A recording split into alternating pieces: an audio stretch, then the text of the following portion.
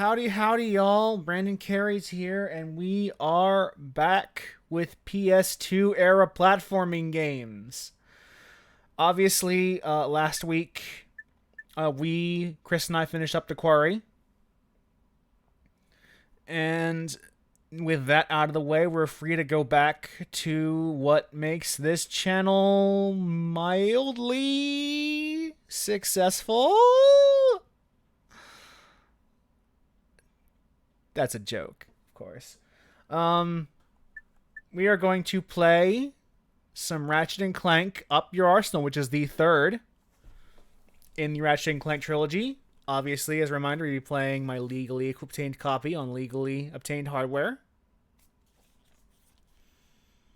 There will be no law breaking here. I'm not a pirate. I promise. I am not a pirate. I own this game. This is my copy.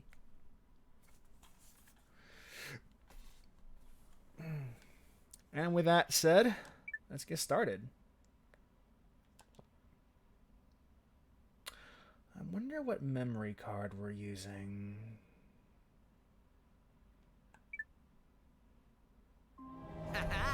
My Blargian Snagglebeast devours your mutant swamp fly. Oh yeah, I bet you didn't see that one coming. Hey, what are you doing? Check and mate. What? That's cheating! On the contrary, the rules clearly state that the Blargian Snagglebeast has an allergic reaction to swamp flies that last 2 turns. Ooh, it is on again. I like this. This is a cool little intro.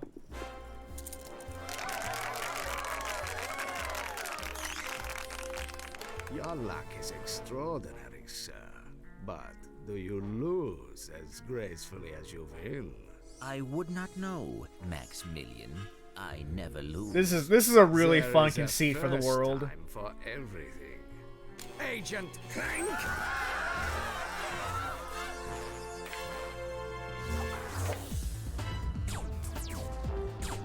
I'm only now noticing the techno in part of the OST as well. You missed!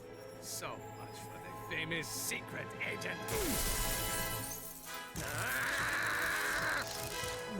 Shocking. Bring the car around, Jeeves, and mind the ejector seat this time.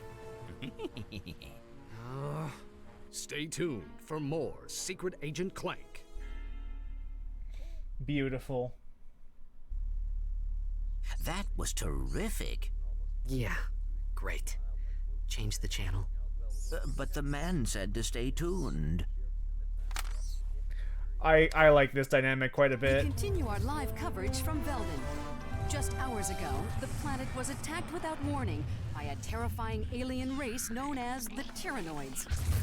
Officials believe that an evil robotic supervillain known as Dr. Nefarious What a is the nefarious mastermind villain, behind Dr. the Tyrannoid attack. As you can see, Nefarious? the Galactic Rangers are putting up a valiant fight, but they are no match for these tentacle-eyed terrors. Indeed, this Ooh, backwater Galactic planet Rangers. may be completely destroyed in a matter of hours. Darla Gratch, Channel 64. She is always near death. We're going home. But Velden is in a Solana galaxy. Oh no, not the gravimetric warp drive. The untested gravimetric warp drive?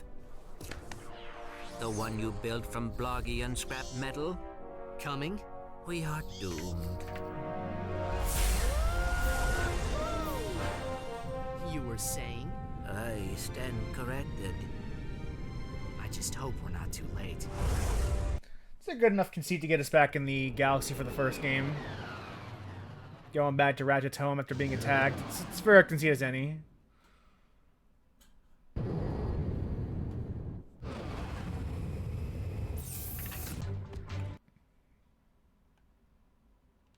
Alright. Yeah, just throw us in there. 91802, and welcome back to the... Oh, I have no weapons. I forgot we started with really no weapons.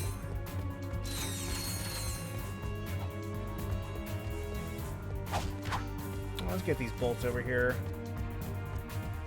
Doesn't really matter.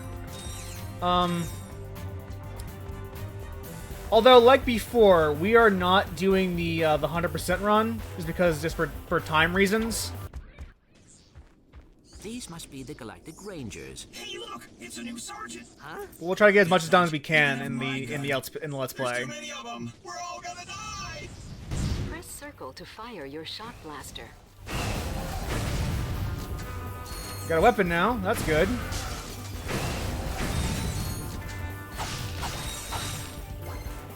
You can reverse the camera controls in the options menu.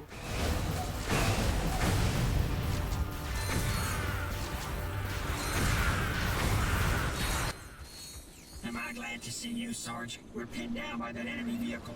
Somebody's gotta take it out. Let me guess. That somebody is me. We got a volunteer. Here, Sarge, take this. We'll cover you. From back there! Try using the nitro launcher against that vehicle. Good job, boys. You definitely aren't cowards. Definitely aren't. To select weapons, hold triangle and select an icon with the left analog stick. Hold L1 to precisely target your weapon.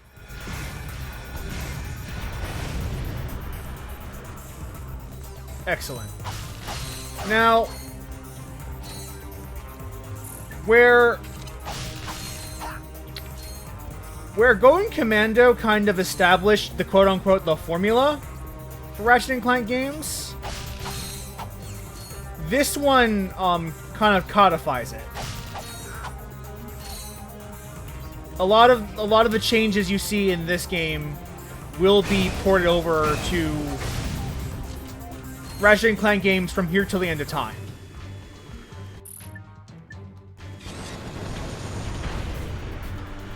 One of them being...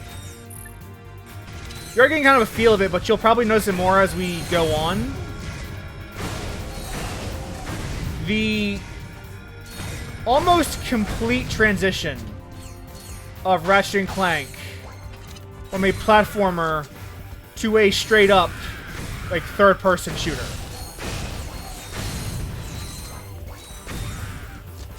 There is still some platforming to be had, but by and large, the series, from this point forward, Maximum nanotech level has increased. will continue to defocus that platforming aspect in favor of more straight-up third-person shooter combat. And that tradition was not a particularly elegant one. Like, this game is rough. This game is, like, I would consider Going Commando to be the better game out of between the two of them. This game is not bad, but it's rough. You feel that roughness in the game as you go on, as you play it.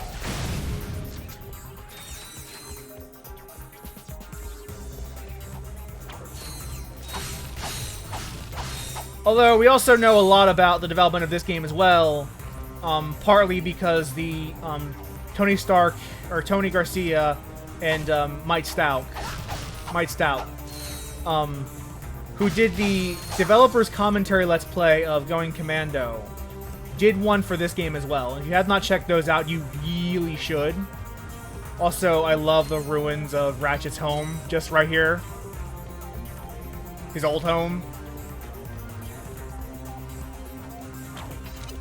Because we are more or less going through the first level of the first game backwards. Starting from the end and going to the beginning of Ratchet's home planet. If you might not have noticed that. Actually, JRBN, knowing you probably did notice that. But we are essentially going backwards from where we were going in the first game. This is the exact same trek, although a little more linear because we're not platformer, we're a shooter now.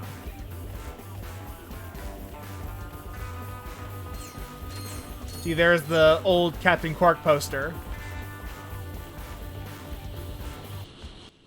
What's the situation? The droids have fallen back to a base in F sector. We have orders to go in and take them out. F sector? No way. Game over, man. We're all gonna end up as scrap. Get it? He made a movie In there, reference. Trooper. We've got a planet to save. Although at this point, Game Over Man, Game Over has transcended the movie that it came from. So, I don't know. Maybe that's just a pop culture reference at this point.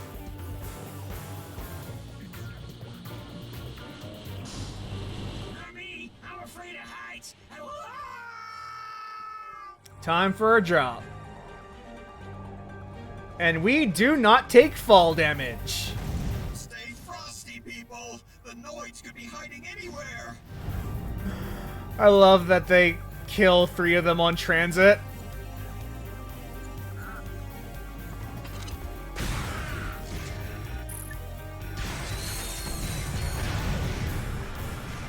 Watch out! They're coming out of the rubble!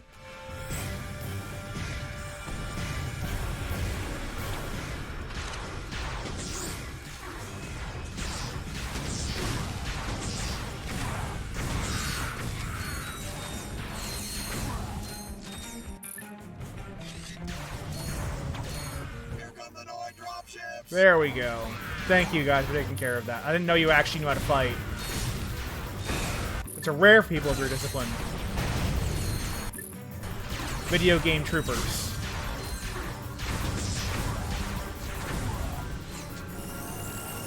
So you'll notice Your weapon has right off the bat weapons upgrade automatically when they're used. that there's something different between this game and Going Commando. Hold circle to charge up the shock blaster for a more powerful attack. Weapons. This weapon is now leveled up, Look out! but I am still getting experience for it. That is because, unlike previous rationing, unlike Going Commando, weapons have more than one level, up to 5 in this case. And that will be a thing that this series carries forward from this game till the end of time, in all likelihood. Because it gives you that... It gives you a better feeling that your weapons are getting stronger as you use them. But more importantly, it has a better job of doling out the upgrades, so that you don't feel like there's just one upgrade being dumped to you all at the same time. It feels more gradual. Destroy that vehicle!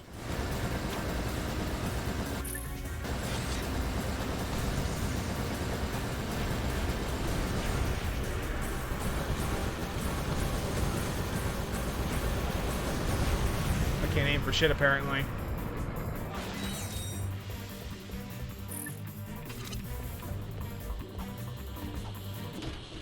Sir, we have a transmission from the president!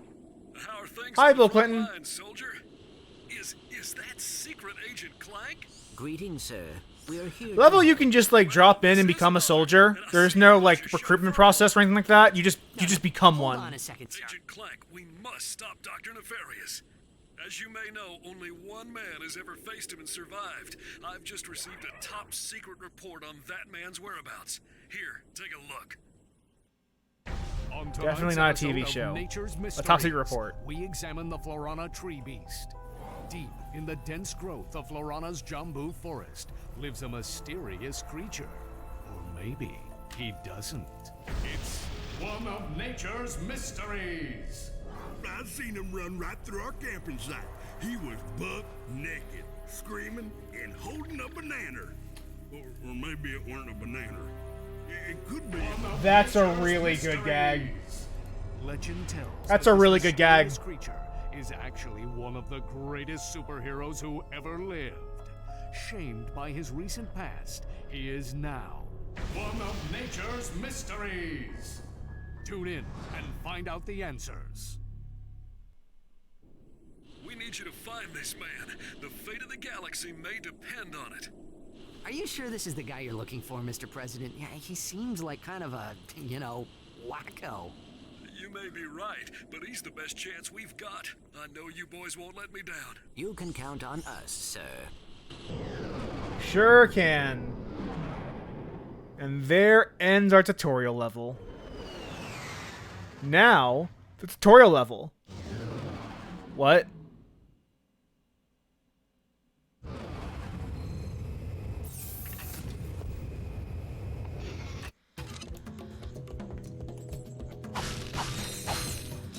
Now this is nostalgic. A Gadgetron vendor. This is an option that the first two games desperately needed. Press X to just refill your entire ammunition. I don't know why it took them so long to implement that. We're actually going to hold off on buying any weapons for right now. You'll see why in a moment if you don't know already.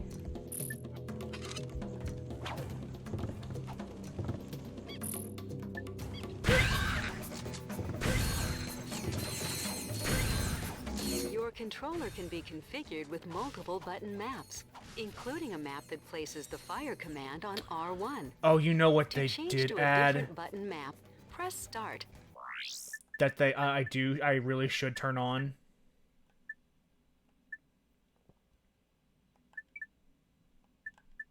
Lock strafe mode. Then enter the options menu and select controls.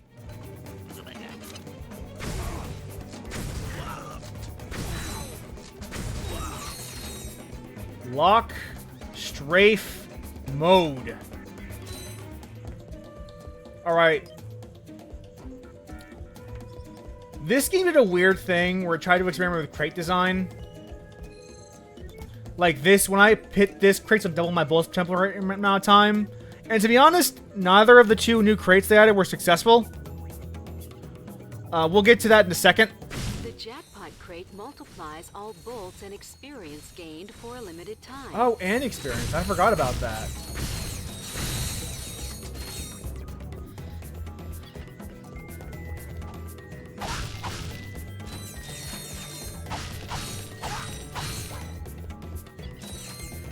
Yeah, I don't know about anyone else, but I'd like to play this game in lock strafe because I just find it easier controls-wise. Yes, they did do a good job of introducing mechanics in this game early. And part of that is because they knew that most players would be familiar with the mechanics. And it also helps like it's a huge pacing plus for sure. We can already just get into the action.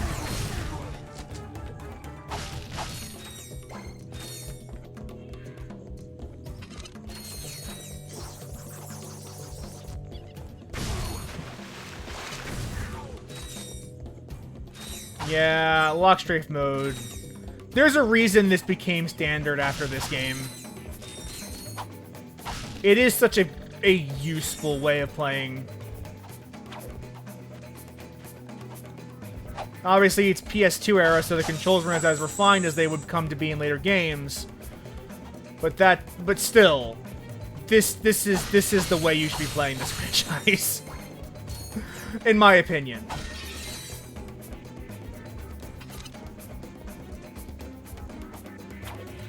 There is also. Perform a long jump. Run, then press R2 and X at the same time. There's also some joy to be had in playing. I sometimes play going commando in first person just to kind of like get that a new experience or new take on that game. So that's fun too. But honestly, like lock strafe mode is way better. Oh, we'll come to the inferno crates in a second. Trust me, I have thoughts on those. I have a lot of thoughts on those.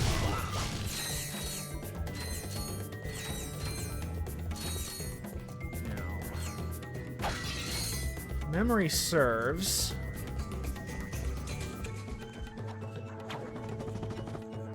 Oh, not this way. I think it's actually a wall jump thing in this area.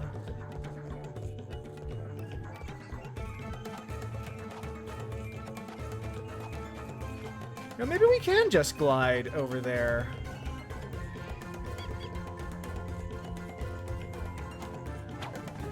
I know there's literally a trophy on the other side of this gap. to remember how to get over there. Is it this way? No. No, it's not. No, it's not. That's not the way.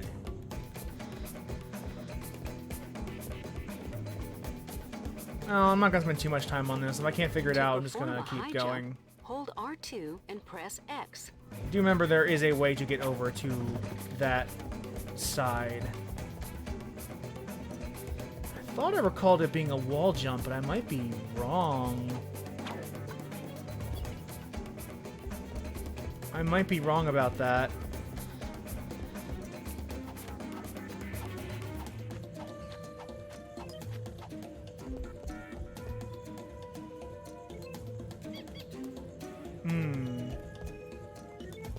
What do you mean other side? Like other side of this ravine? Of this gap here?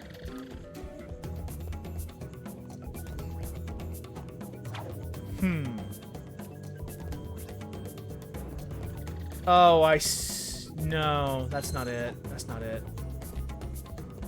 So it has to be this side then, yeah. Has to be. Up this way. Oh. We'll come back to this, I think, actually. We'll come back. Do you remember there's a way to get up there? Oh! It is that building! Oh, I'm an idiot. Yeah, you're right. You're right. I even see the shiny.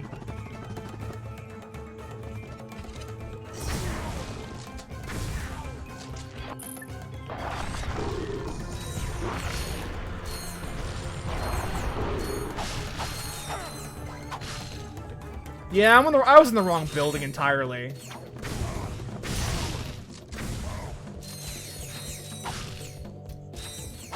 So this is the Inferno crate. And if you've seen the developer commentary Let's Play, you'd actually know the story behind this, because this story is actually a known one for the fandom, Ratchet and Clank fandom.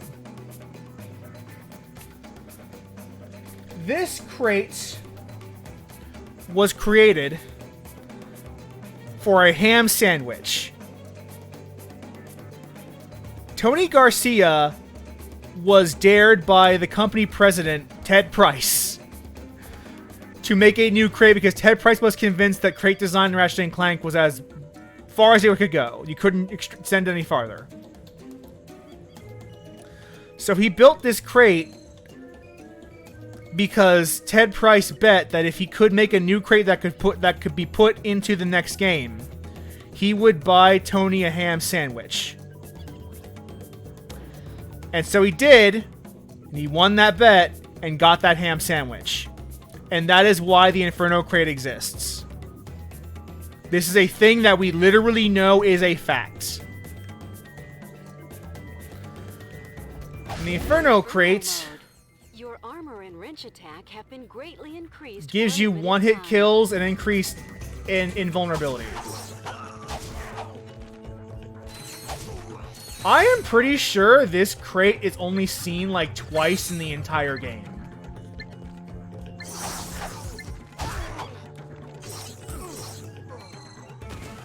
I was fucking up with the controls. Let me restock my ammo.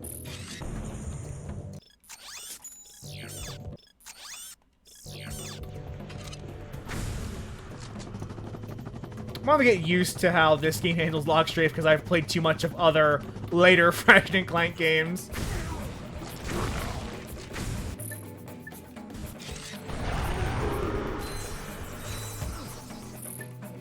Damn, that hurts.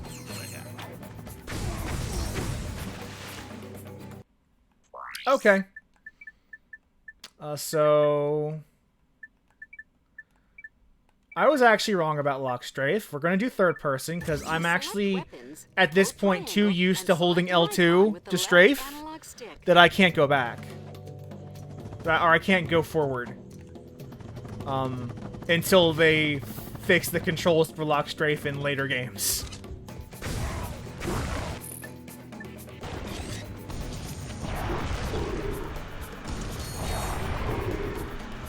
But as far as as far as I'm aware, Tony Garcia did enjoy that ham sandwich. So honestly, it was worth it.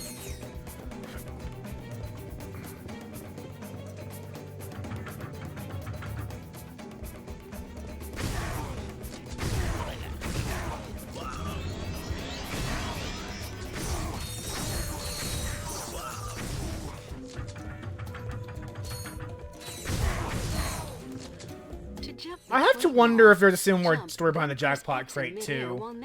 Okay, yeah, this. You have to learn about... wall jumps first before you can use them.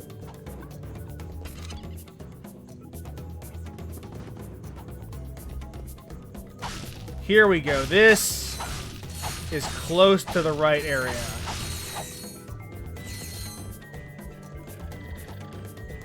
Yeah, this is it. This is my memory coming back to me. We get the Ratchet trophy.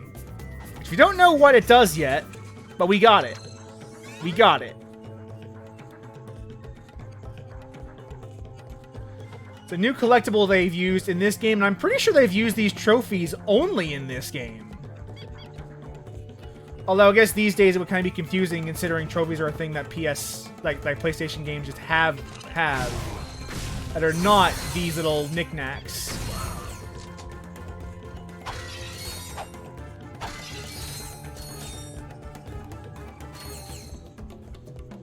Okay, so... options. Normal movement. There we go.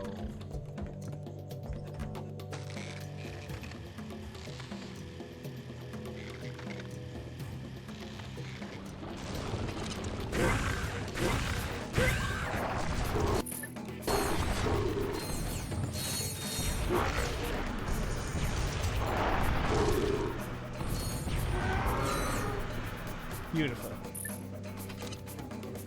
And so far, so good. Yeah, there's a noticeable difference now that I'm playing controls I'm more familiar with. I'm sure if I got used to lock strafe, I'd be fine with it. It's just, like, at this point, muscle memory is killing me. So, that's something I just can't do on stream.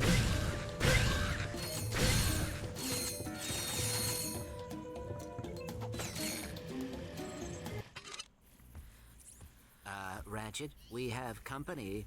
Where? Behind you. Where? Behind you. Very funny. You having a good time? You trespass. I love how much taller Qwark is to Ratchet. Isn't Ratchet like 4 foot, like 4 or 5 foot something?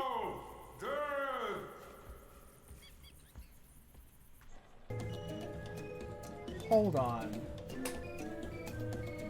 Ratchet heights.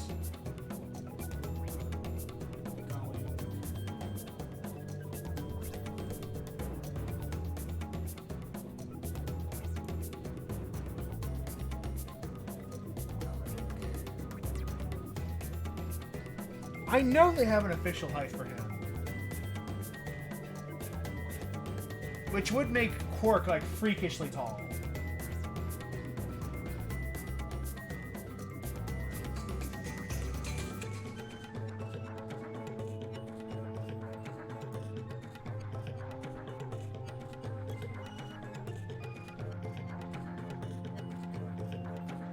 Oh, I don't see it. I don't see it. I'll look for it at some point in the future.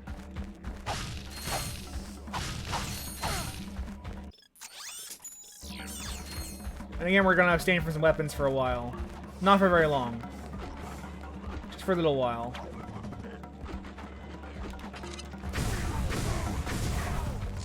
You notice even the platforming we're doing isn't, like, very strenuous. It's mostly just a light way of breaking up the combat rooms, because this game is very combat-focused. And even these platforming challenges have combat in them now. To center the camera, tap L1.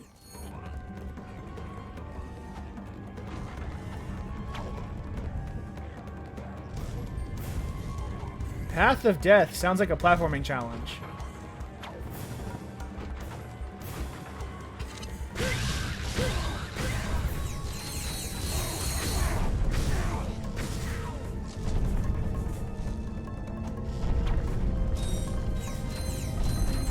right.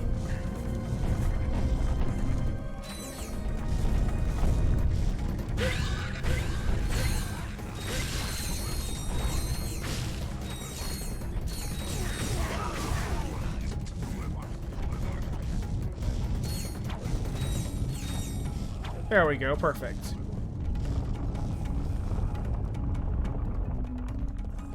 I think that was a flawless run.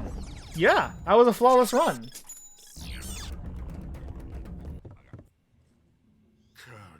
Cannot be. Okay, we walked your path of death. Now, tell us what you know about Dr. Nefarious. Huh? Dr. Nefarious! They say you're the only man to ever beat him. Huh? Jeez, this guy's even dumber than... Captain Qwark? Yeah, Captain Qwark. That's it, Qwark. You've had this coming for a long He time. sure fucking has.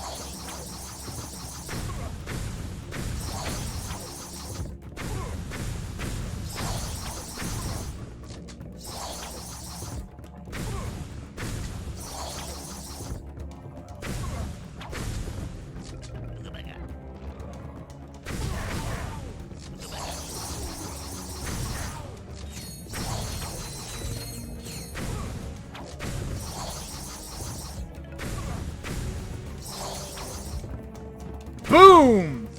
Fuck this guy, though.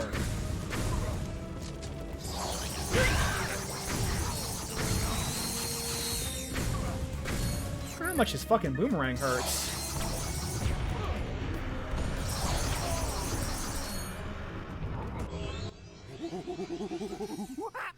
So, Qwark has completely lost his mind.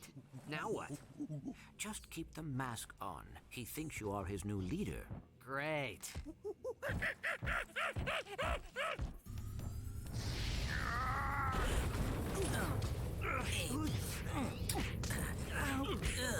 Uh-oh. Incoming call. This is Captain Sasha of the Starship Phoenix. The President has asked me to assist you. Hi. I see you have located Captain Qwark. Yeah, we got him, but, well, he thinks he's a monkey. Of course. Of course. Bring him to the Phoenix and we'll see what we can do. Sasha out. Ah, the Phoenix. I didn't think I would want a hub world in a Ratchet and Clank game, but it turns out I did.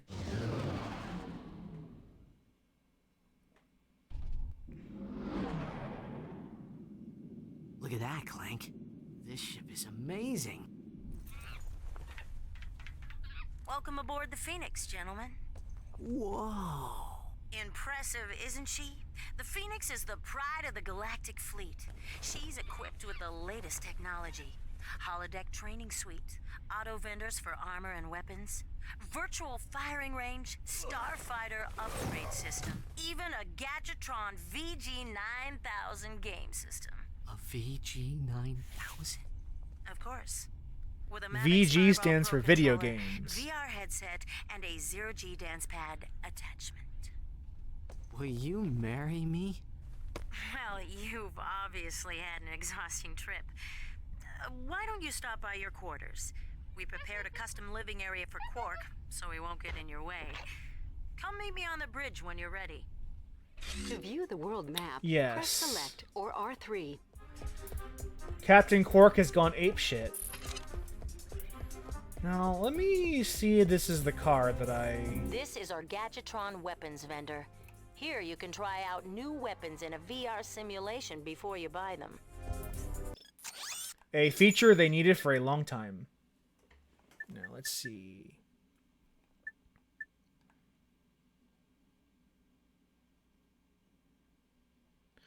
Perfect. We now have the Gadgetron discount. And Suck Cannon. Don't need the whip or the infector right now. Not really. Suck Cannon, though, is a standby. It's just a really good weapon. This is our onboard Gadgetron armor vendor. We'll notify you whenever a new suit of armor is available for purchase. Oh, there actually was an armor available, but we don't really need it. We won't need it for a while. It's really not that uncommon to skip the first upgrade.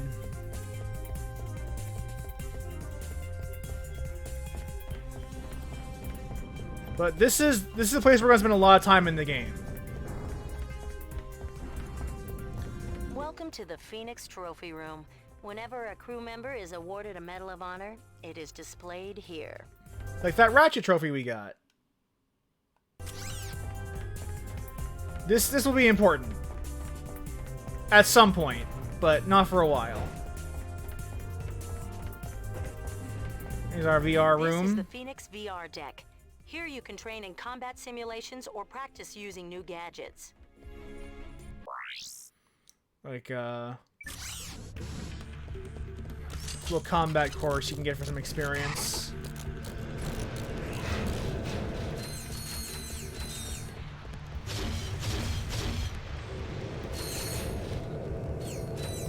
Let's do a little bit of basic training.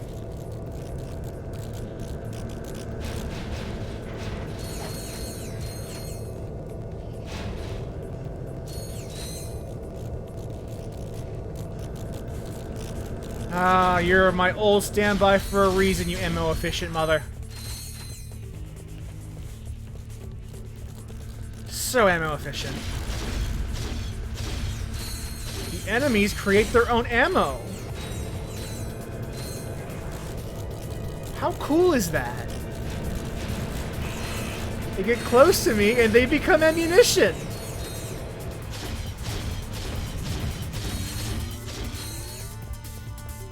It's the best!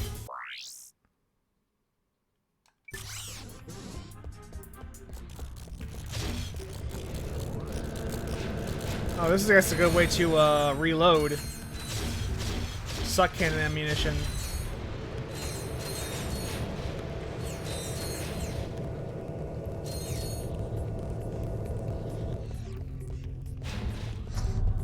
Wow. Okay. The floor is lava.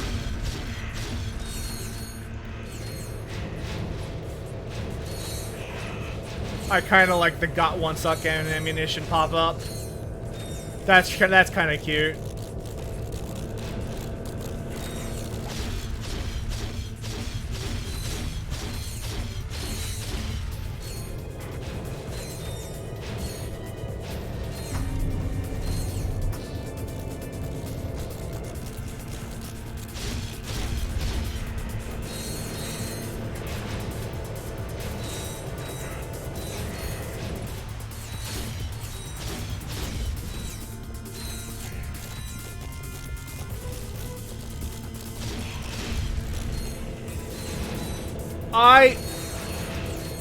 Hey, Pleo. I was talking about this earlier. I don't hate this game a lot. This game is really good, but I can't help but feel like it is probably one of the weaker ones in the original trilogy.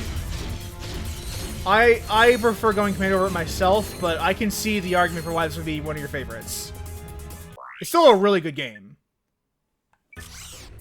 It's still a really good game.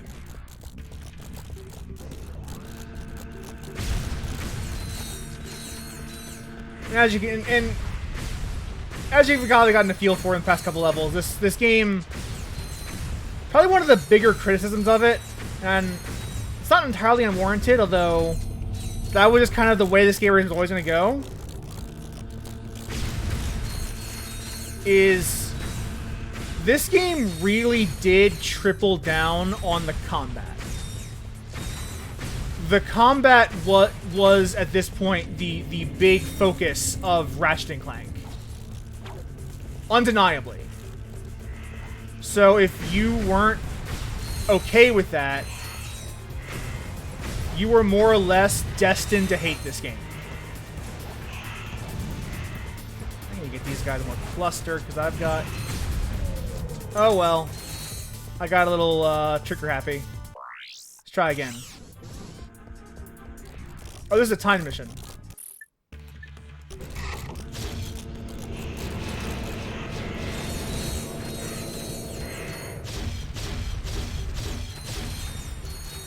And the combat focus also does come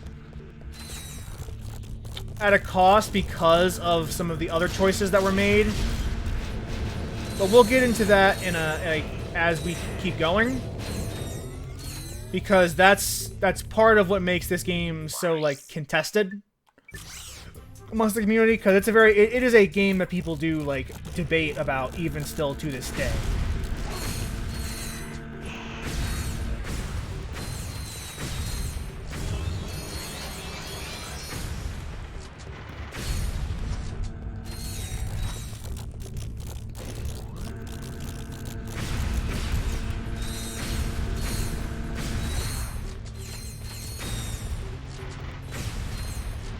Alright, this is a much better ammo count for round 3. This is a much better ammo count, so we should be fine.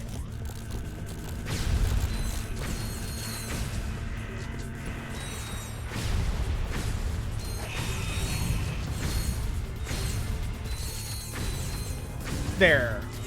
Beautiful.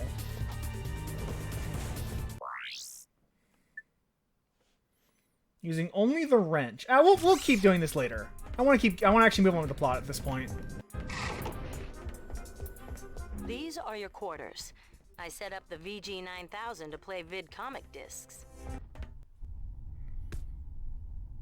And we'll move Qwark into his cell.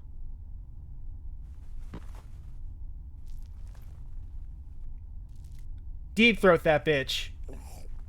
Okay.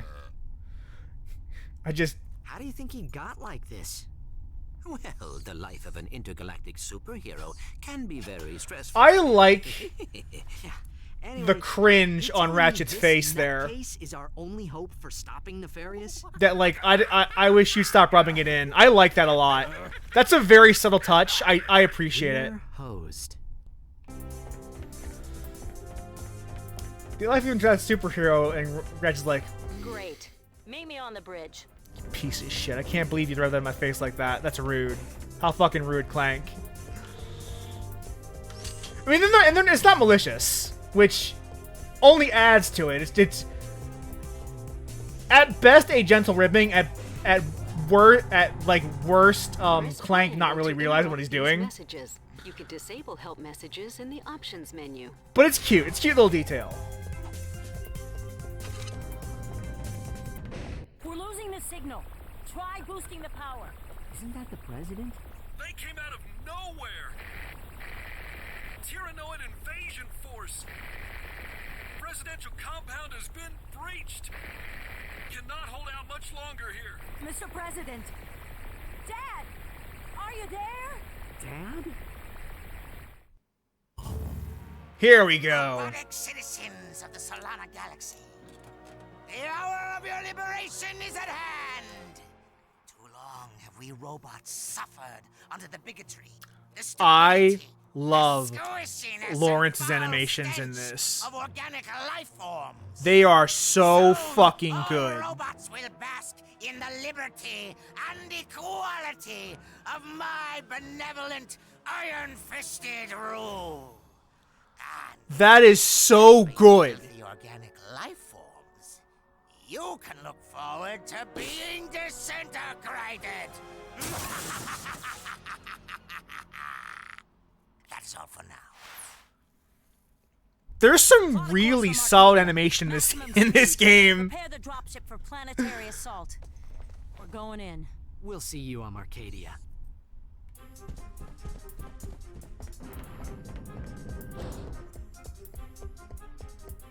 Really good. To view your current missions, select the missions menu from the pause screen. You forget that Insomniac was great at animations even before the PS3. I didn't realize some of that was actual sign language. That's even better. That's even better. Oh, that's really fucking good. That's really good.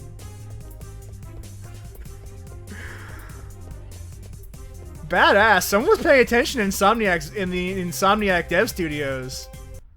And they get my kudos.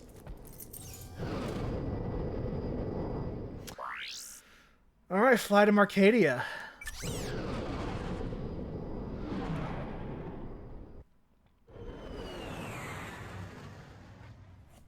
That's really cool. I didn't realize that was actual sign language. I just thought they were just making that up.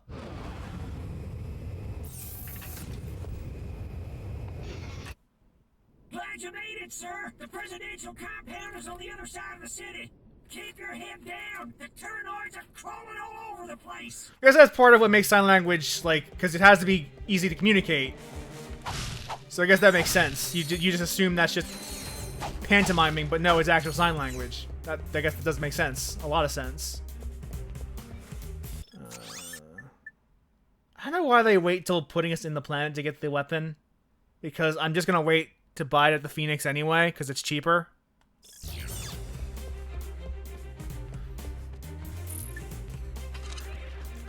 So already we are seeing kind of the big criticism of this game,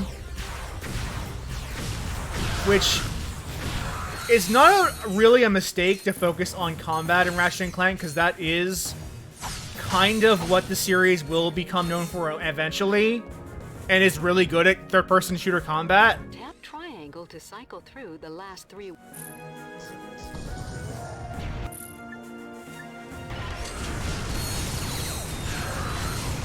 What you are seeing, though, is that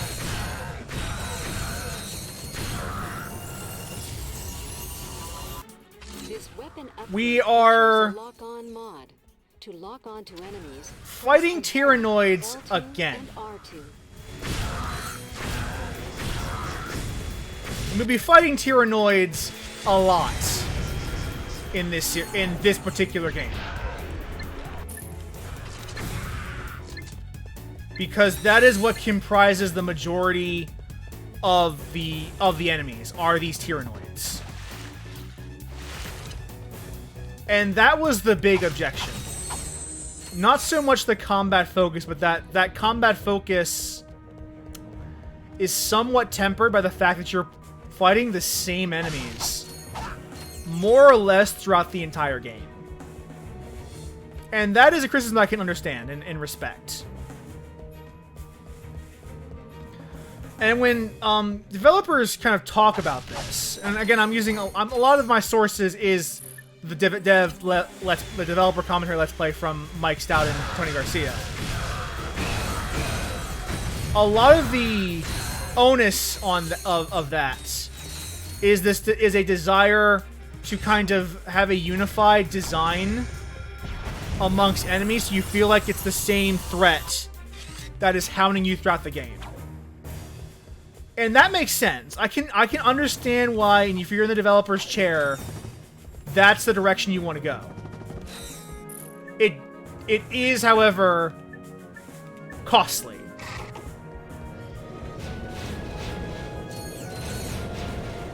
I'm deliberately avoiding the Inferno crate because I do not actually want to trip it. Because killing enemies with the Inferno crate is experience I'm not getting my weapons. It is actually a net negative to use it. Nice shooting, sir. A second wave of Tyrannoids just landed. They're attacking the compound from the other side. We could sure use your help. You got it. Follow me to the dropship.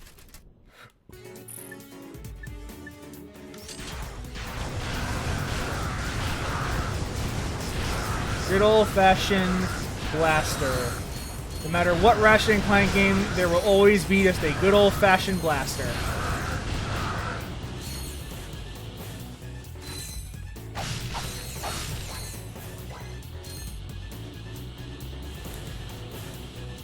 But yes, the fact that you're playing, they're facing us these same threats over and over again, without a whole lot of variety, was a major knock on this game at the time, and honestly, it still kind of is now. We're getting... Okay, we'll do some arena combat. And this was the other kind of thing.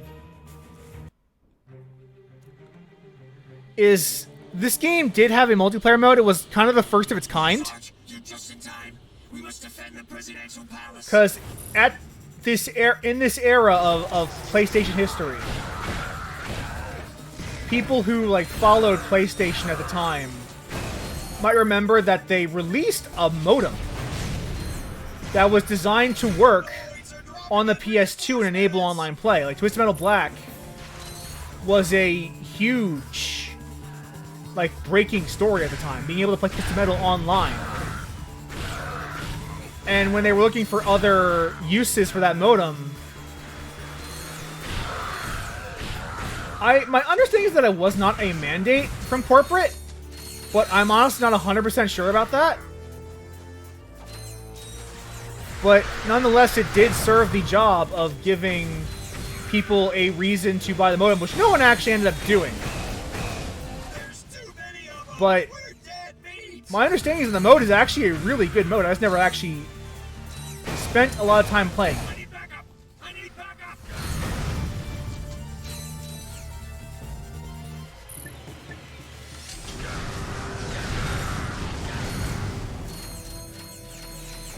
But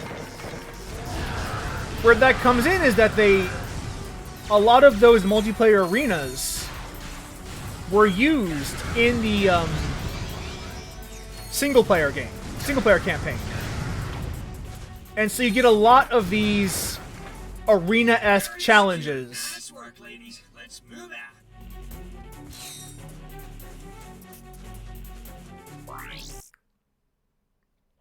I just gotta finish all of these.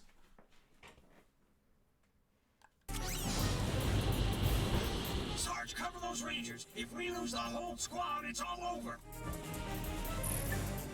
Also, thankfully, they refill your ammo between each run, which is something that they'll start doing also in future games.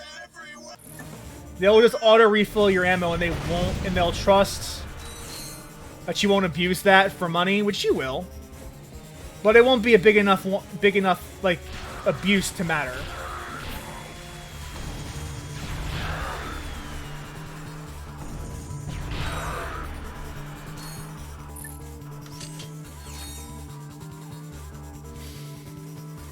But a lot of the criticism was that the game, I don't know how to word the phrase, but over-relied on a lot of these arenas to add, like, people would say artificially. I don't like that term because by the nature of the medium, everything is artificial. Every single choice made by a creative project is the result of choices that were made by people. So I object to the use of the phrase artificial.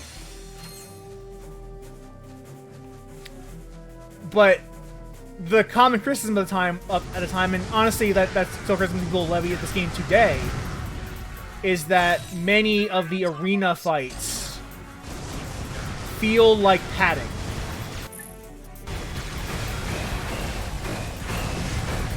A way of padding out the game by forcing us to do these as mandatory, because I had to finish this with the quest. I had to do all of these. Making it mandatory like that really upset a lot of people.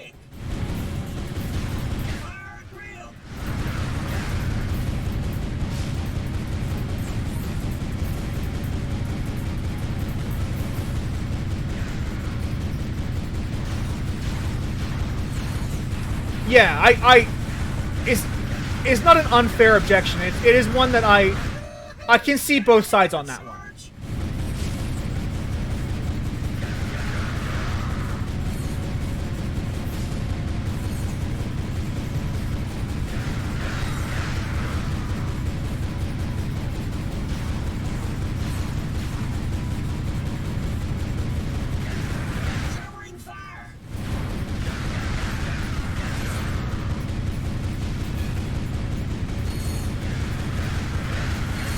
Pretty well.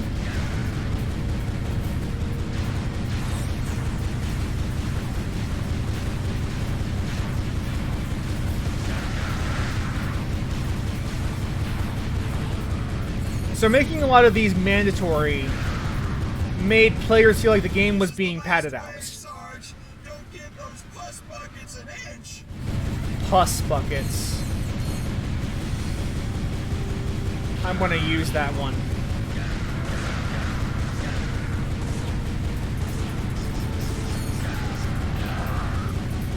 Nice try, fools.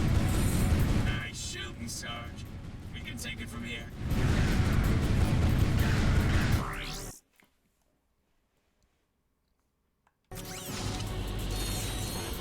Protect the repair crew. We need that turret back online.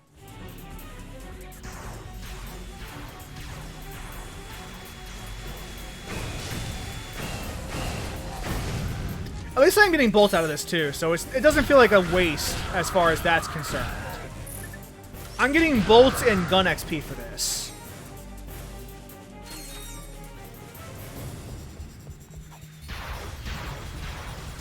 Keep them off our backs. We'll have this baby back up in no time. This blaster is way more powerful than it feels like it should be. Not that I'm complaining, of course.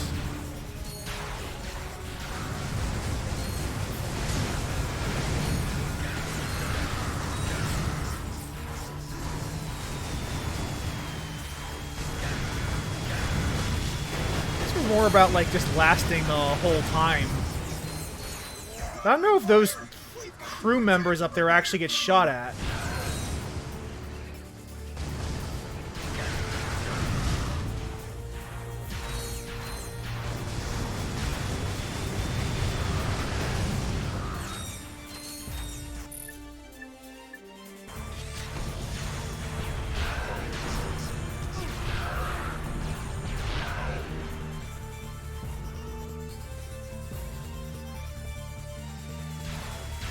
And so you combine this, like, these arena fights with the fact that we're fighting the same enemies a lot, and that we're doing it, and that we're focusing a lot more on combat in the like the grand scheme of things.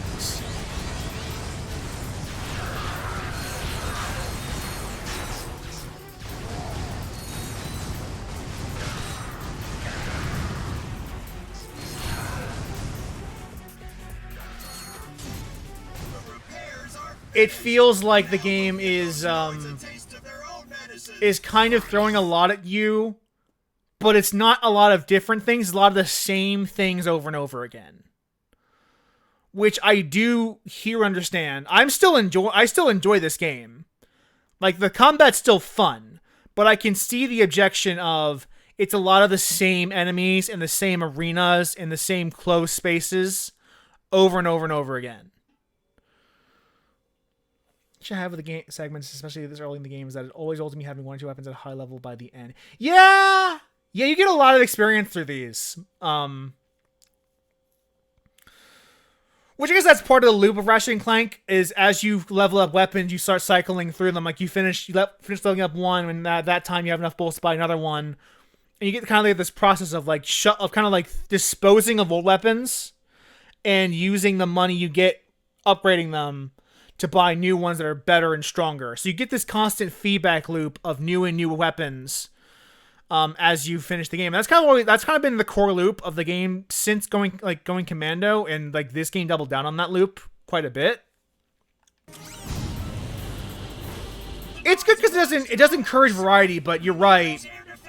These particular segments do often result in you having like leveling up 1 or 2 weapons way more than the other ones in your arsenal.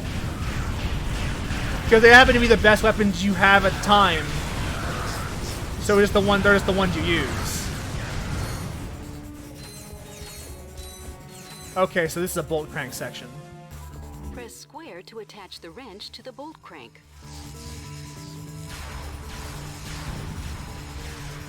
Gotta finish this one. There we go. Those turrets can only target aircraft. You'll need to handle the ground troops yourself. Let's see if I can pull this one off.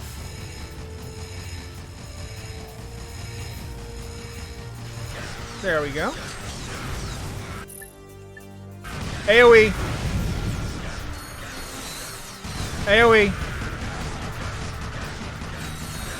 The Nords are throwing everything they got at us.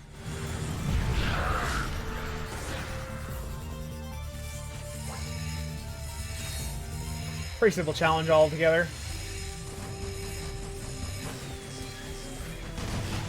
Alright, time to move on to the next crates of pranks over here.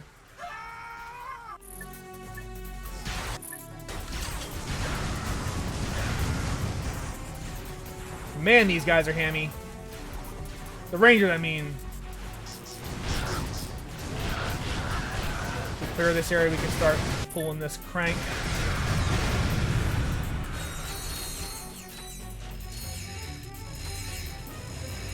Yeah, you do end up feeling like one or two weapons are much higher level than the others by the end of this. Sarge, we just need one more turret to stop the noise cold.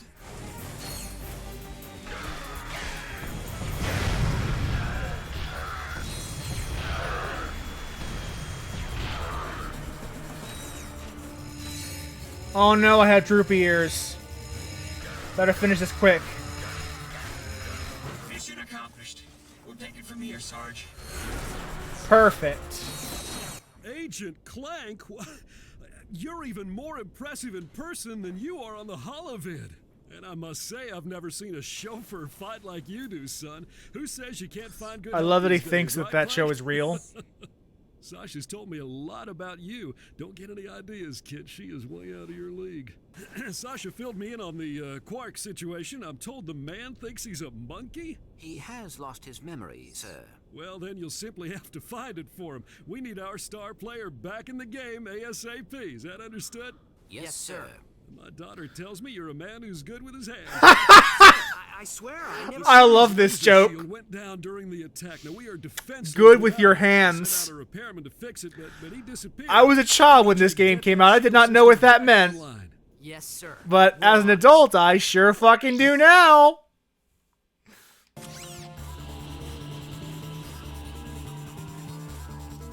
Good with his hands. My daughter says you're good with your hands.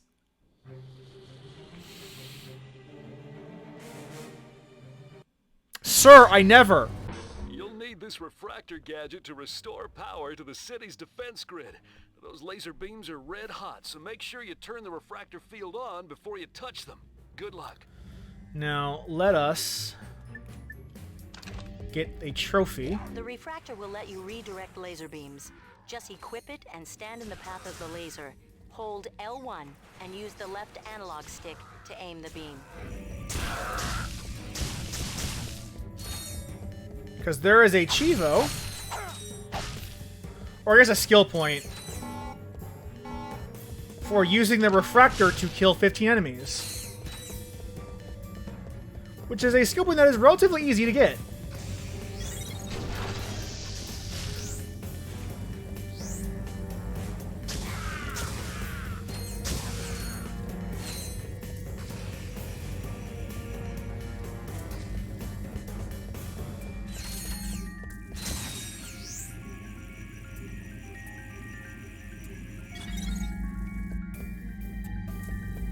Oh, I get ya.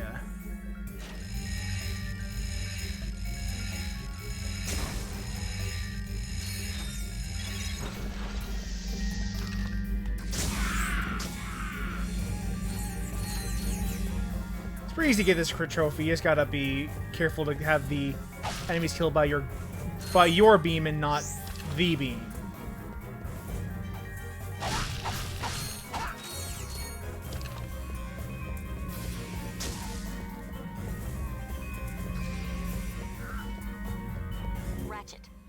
Watch this shit. Reflect beam attacks at enemies. Just hold L1 to aim the reflected beams. Watch that shit.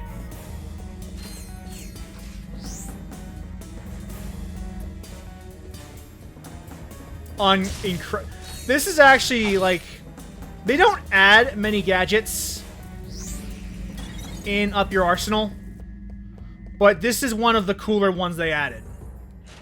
Was this refractor device?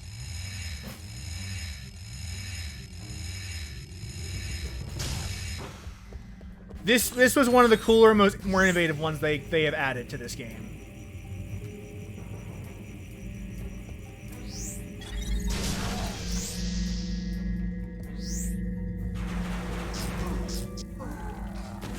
Oh, I done goofed.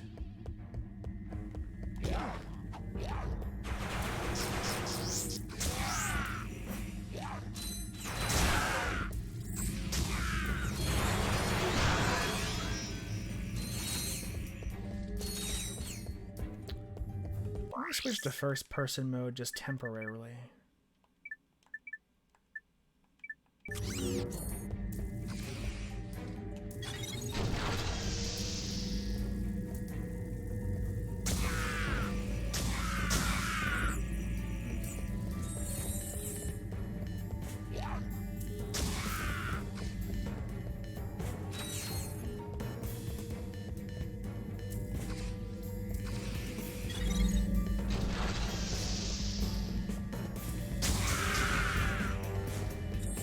Alrighty.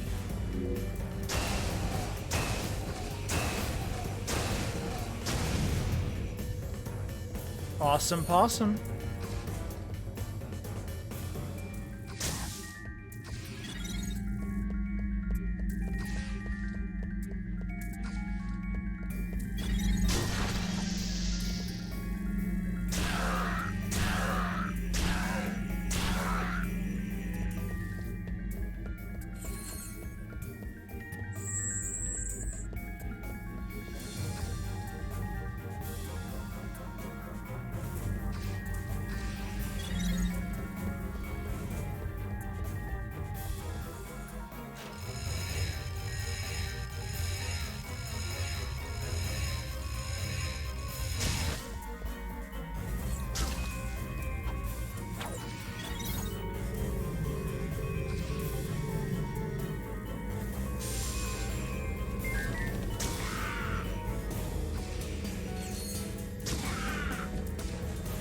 Where's that skill point already?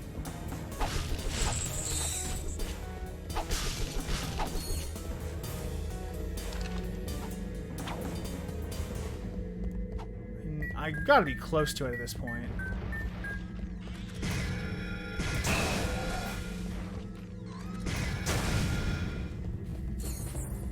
Ratchet, there should be a spider symbol somewhere in that room. Use the beam to lead the spider drone over the symbol and then zap it with the laser.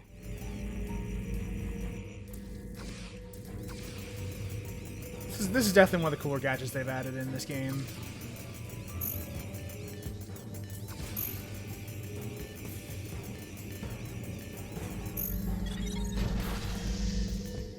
%.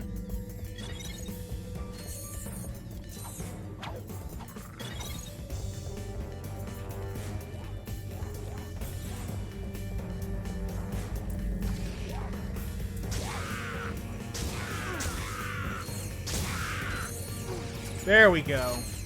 Skill point got. So go back to third person.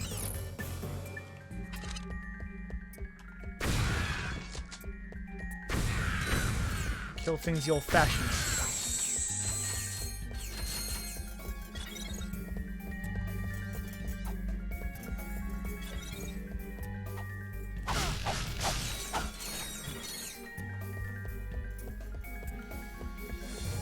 Pretty good progress so far in this game for our first stream. Oh, hi there. Bye there. Well, let's start with these cranks and see where we go from here.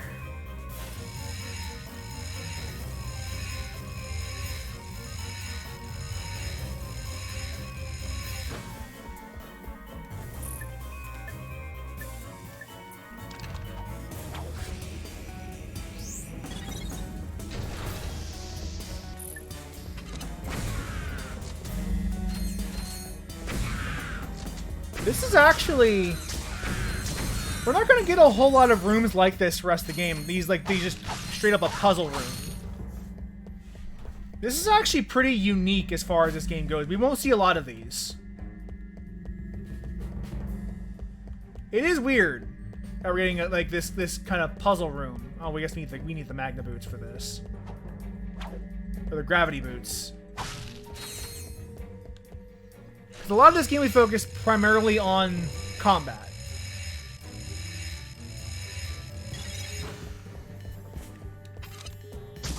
Oh. Whoopsie doodle.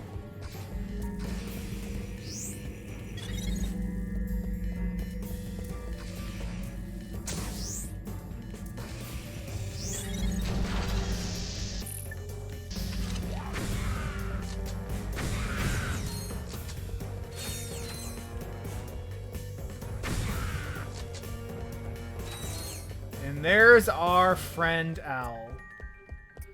From the first game. Hey, look, it's Al. Got the shields up yet? Silence! I am concentrating. What the? That's a Qwark vid comic. Excuse me. It is a historically accurate interactive graphic novel. How can you use the city's defense network to play a video game? Simple. I bypassed the security server with a 626 hex matrix adapter and reprogrammed a graphic subprocessor. No, I mean, it's... Clank, you speak, nerd. It appears you have a feedback loop in the induction coils of your DB3 signal processor. Impossible! I ran a recursive checksum on the signal matrix. Hey, there is a feedback loop. I don't know what happened. May we borrow this vid comic? Treat it gently. It is a first edition. Perhaps this will help restore Qwark's memory. Shield power restored. This is such an immersion breaker. I don't know any superhero nerd who would just voluntarily lend out their first edition memorabilia like that. That makes no fucking sense to me. I can't imagine doing that. That no nerd I've ever met would do that. Ever. Never seen it happen before in my life.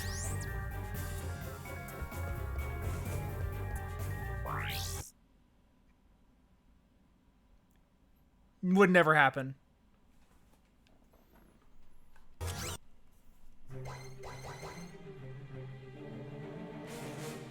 Alright. Now we are done. I think we're gonna do our... I guess this is time we'll do our first vid comic.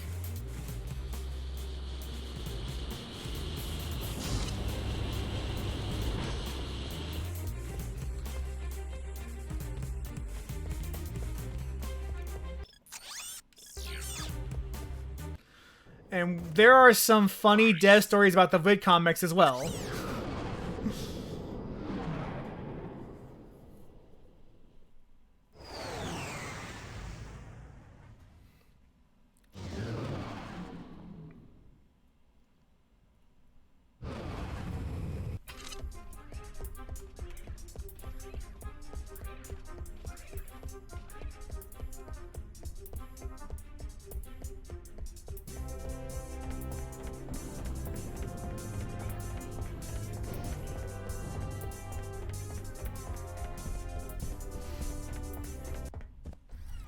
Watch and learn, Clank. This is how a real hero gets it done.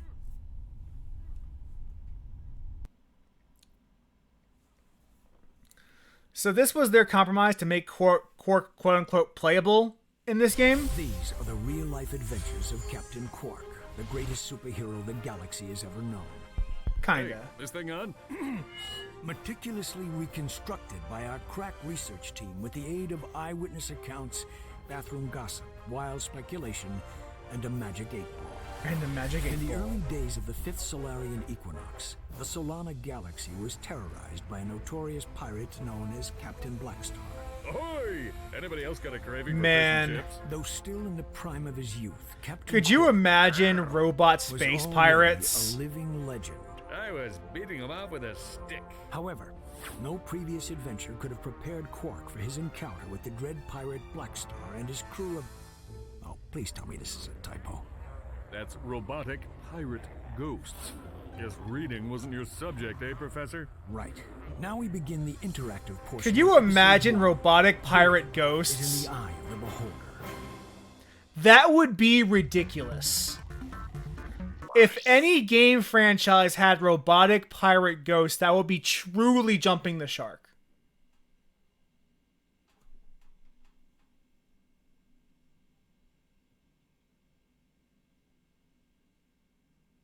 Truly.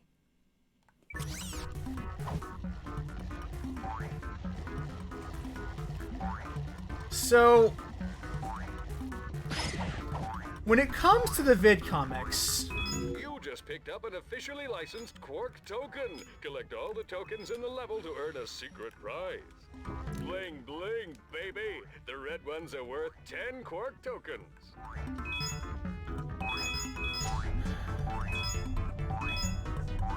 the story behind this vid comic game is fascinating.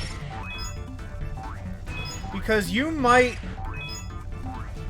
just be sitting there and thinking, this seems like a very simple platformer. I need to die, because I missed one. Easier to die than to, well, no, this is we can just restart level. Okay, there's a restart level prompt.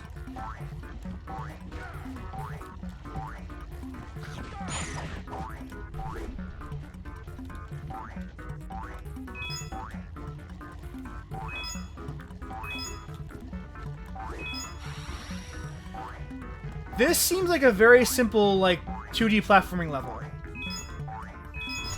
Because it is. But originally, these were going to be far more like Metroidvanias.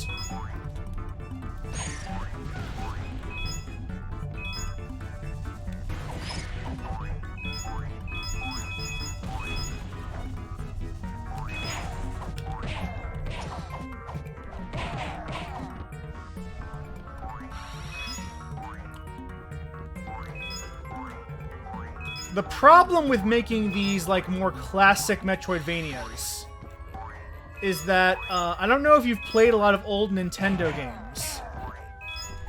A lot of them are balls hard. And being balls hard isn't necessarily a problem until you make these things mandatory to progress in the story. There were a lot of reports of young children in testing. Old-timers say a giant robotic space hero haunts this ship. What a bunch of hoops. Press circle to fire my blaster. Hold down R1 and move the left analog stick for precision aiming.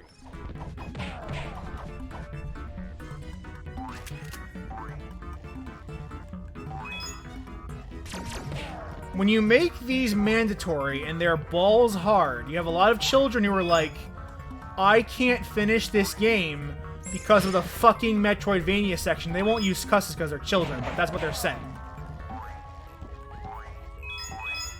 And so they had this issue where they made these balls hard levels that their target audience could not beat.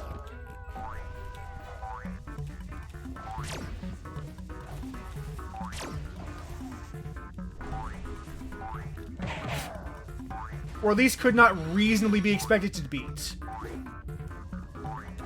So because they had to make this mandatory for story reasons, because at that point the cutscenes were already more or less completed, including the voice acting and all those performances, they had to go in and redo every single one of these vidcomics to make them easier for children.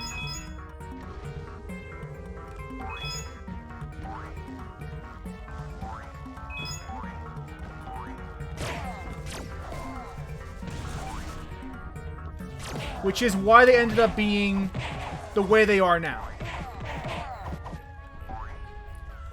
They pulled a mini Crash 1, yes. That is exactly what they did. A nice juicy health upgrade. Remember, cadets, there's one in every level.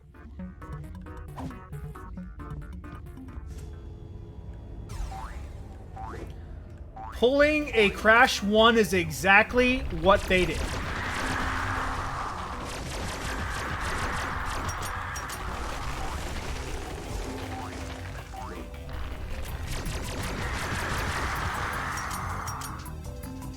And that is why all of these levels are extremely easy.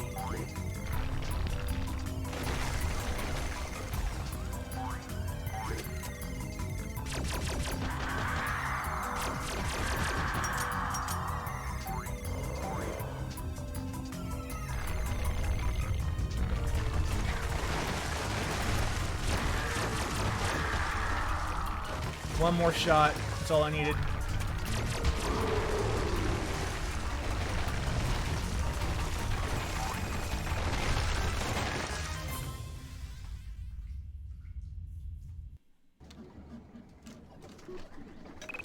And of course, they pay you money now to give people who are not children a big reward for finishing the level and getting all the tokens. I mean, I've worked on some real junk, but this one takes the cake. Pirate, ghost, robots. I mean, what do they think? We're idiots? Hey, Professor, snap to it. Once again, the citizens of the Solana Galaxy owed their lives to the dauntless courage of the remarkable man behind the cube. I love this guy. Qwark accepted a meager Not fee Qwark, for the his narrator. services and promptly donated the entire sum to the Qwark for Tots Scholarship Fund, a charity providing makeovers and buxom bimbos for needy people named Qwark. I've got a big heart. Yeah, the voiceover guy for this is Yes, amazing. I got the fruit basket, thanks. It turns out I'm allergic to prunes. Yeah, who knew? What? Blackwater City is under attack. Yes, sir, I'm on my way. The exciting, all-true, right, adventures of Captain Qwark continue in Episode 2.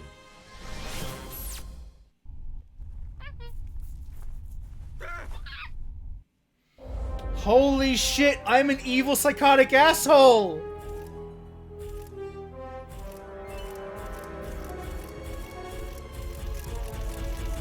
Holy shit, I'm a psychotic asshole!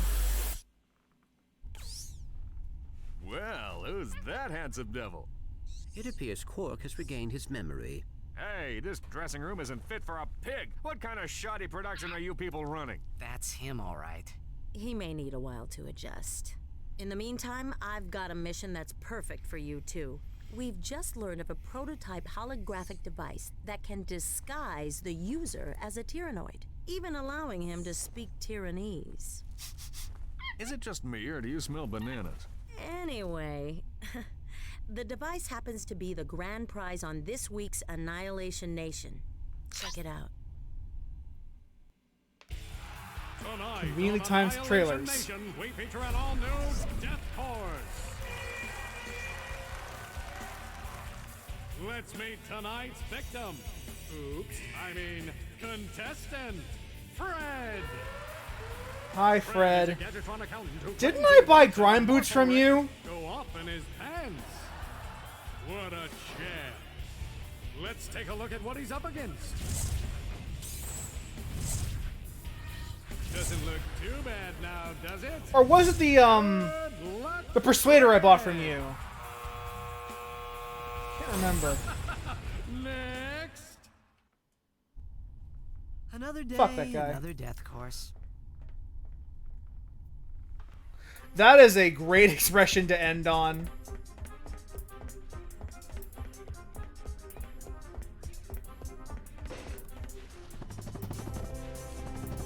I don't need armor. I need weapons. The best defense is more guns.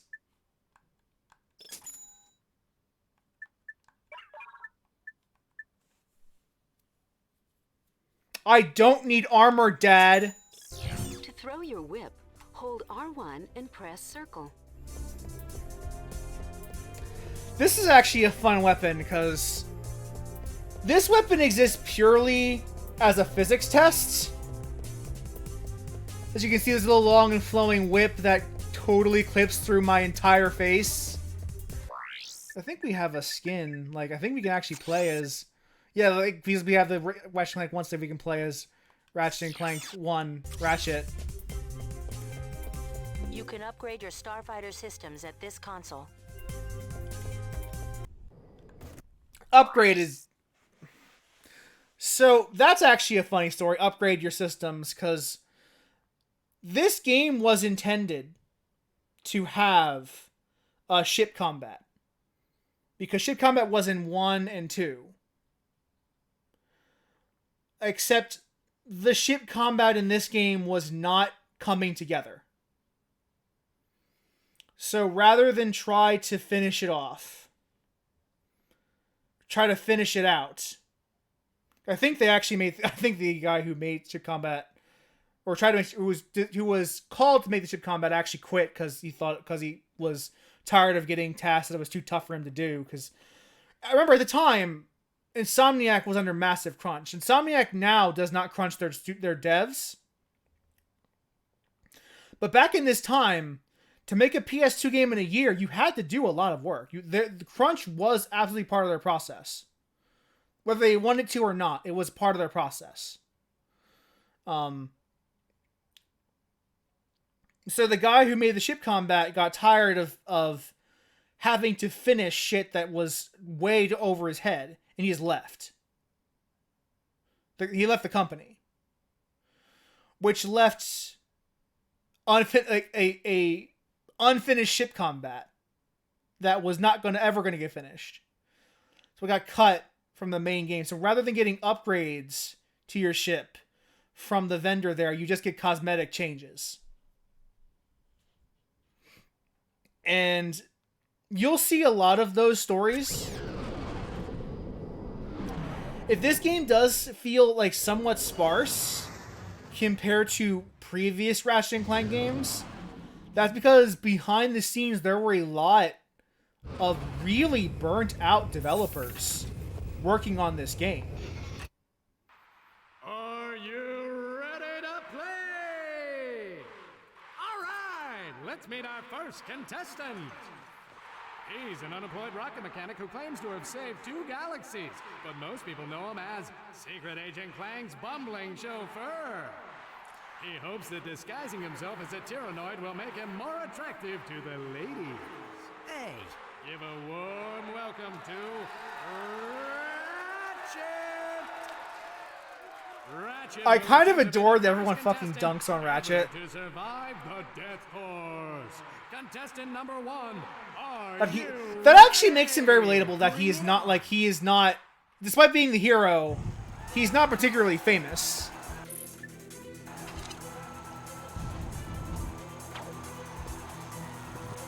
Hey, be sure to catch me. And yeah, it is a very, there is a very dark side to game dev that we are thankfully starting to grapple with. Because we didn't really grapple with it too well before.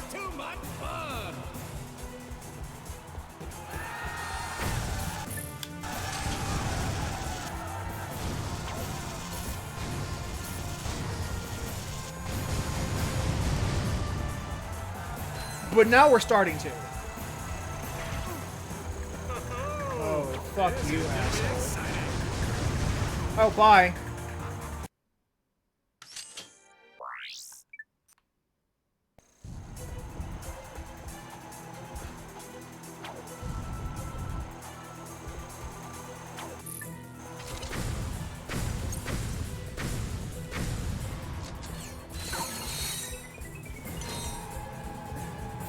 It's a very...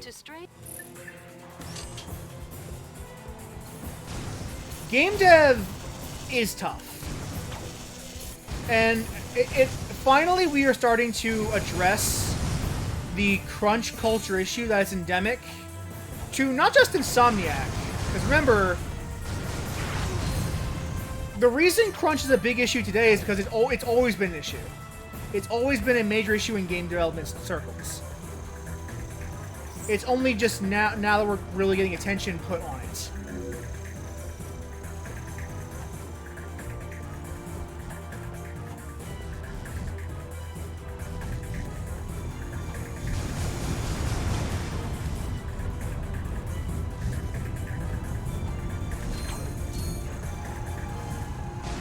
So I don't want to make this, because this wasn't a problem exclusive to Insomniac. Insomniac was just one of many, many studios at the time that had this issue.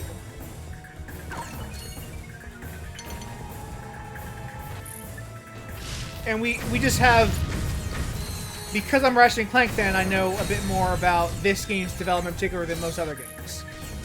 And because Tony Garcia and Mike Stout made a very good commentary Let's Play on this franchise. On top of the Golden Bolt has done a couple of really polished retrospectives on this series, including its development culture, and they are all worth checking out. Both of those. You got another Qwark vid comic? I didn't realize we got that already.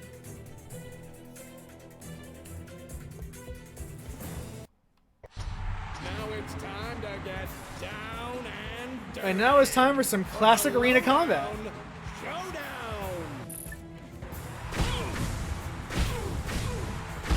Now this is a good place to farm for experience for your weapons. Case in point.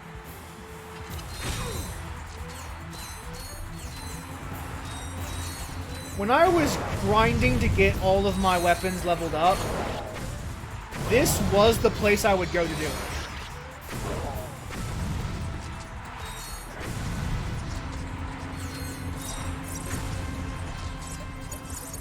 Whoa, I should introduce this guy to my ex-wife. Just trying to get to level 5 so we can throw it away and get some other weapons.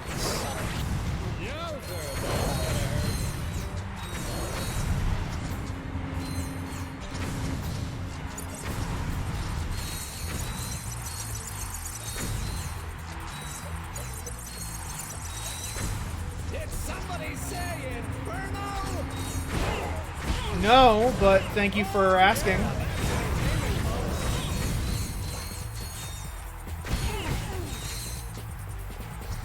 Almost time to swap weapons.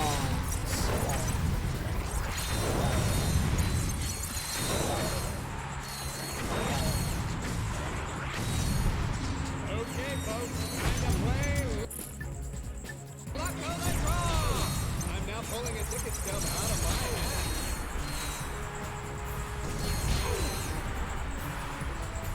Just trying to level these starting weapons so we can start switching off of them soon.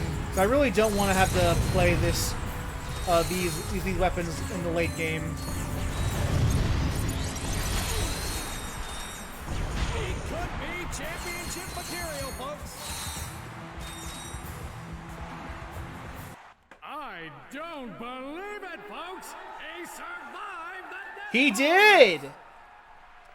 And here to give you your prize, the lovely Miss Courtney Gears. Foreshadowing. How about that, folks? He is better looking. Do not be alarmed, Sasha. That is Ratchet. Oh, I see you won the Terror Guys. It's very convincing. The Terror Guys, also known as the Fixed Hollow Guys. The two of you need to see. Qwark personal log, entry 101301. After I personally vanquished the Protopet menace and revamped the Megacorp testing facility, I decided to focus my efforts on protecting the endangered creatures of the Florana jungle.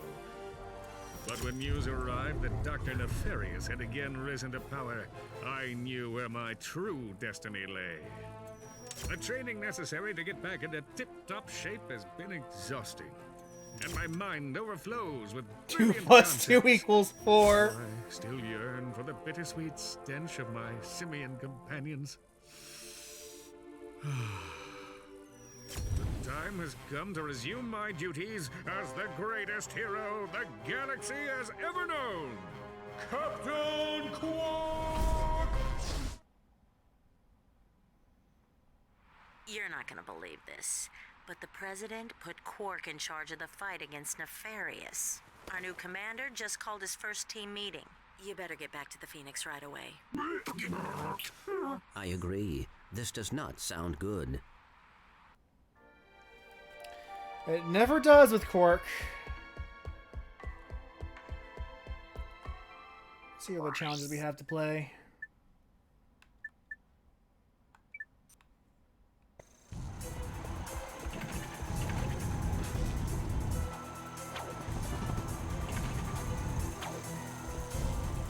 Alrighty. I always do enjoy a good death course, honestly. It's kind of funny that they have the dedicated gladiator combat planet.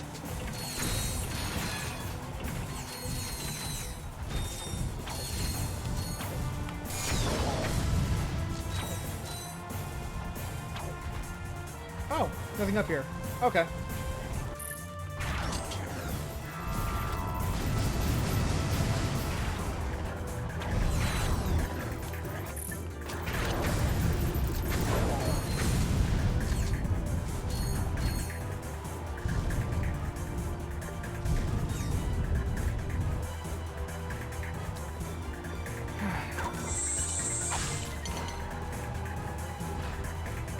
one thing I will always kind of have a grudge against the future trilogy over is their over-reliance on Captain Qwark.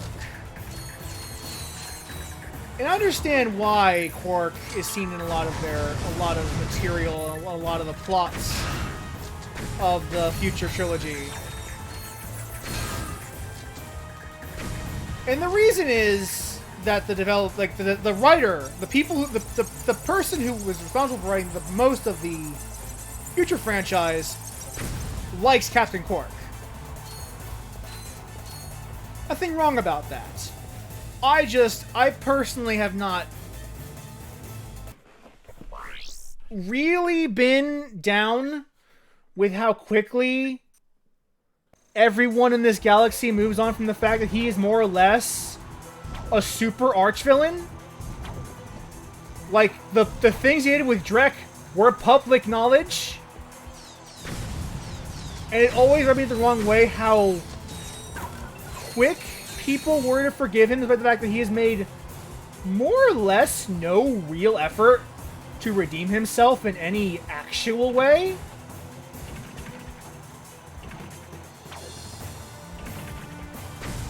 And people will probably fight me on that one, and they'd be right too. It really gets to me sometimes. And I understand, like, on some level, you're really not supposed to take it seriously. He's a joke. He's a big joke. He's meant to not really be something you put a lot of conscious thought into.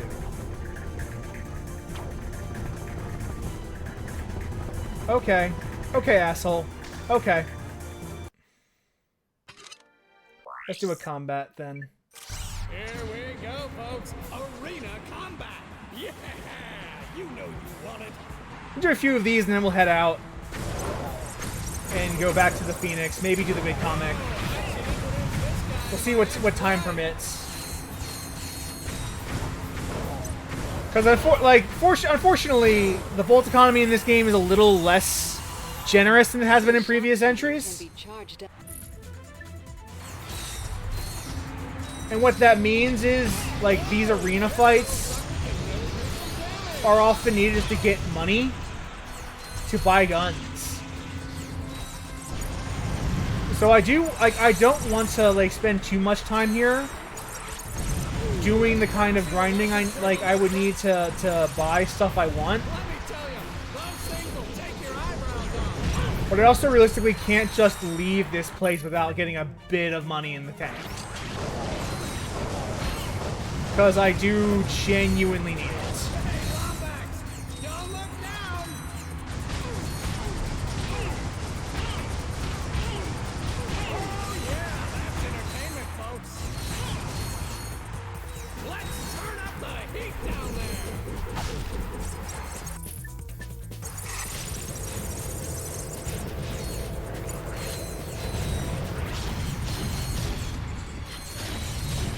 I love that here the crates serve a dual purpose of giving me suck cannon ammunition,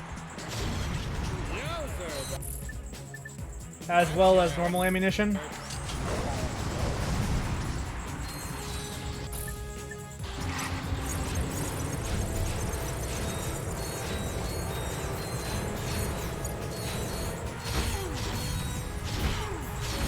I forget how powerful this damn cannon is.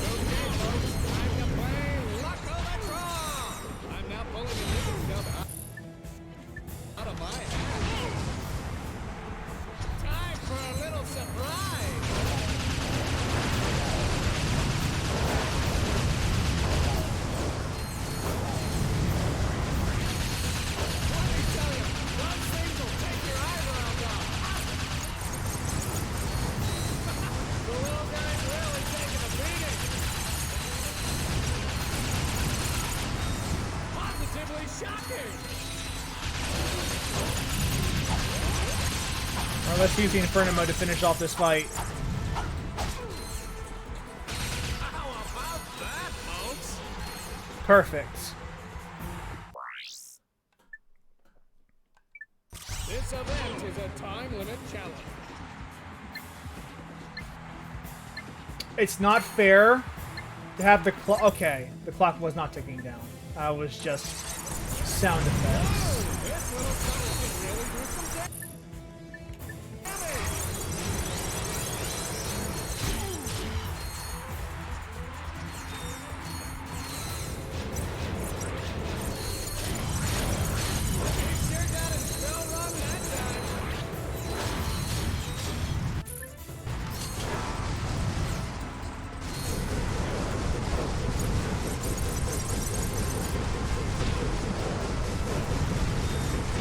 Alright, so far so good, time-wise.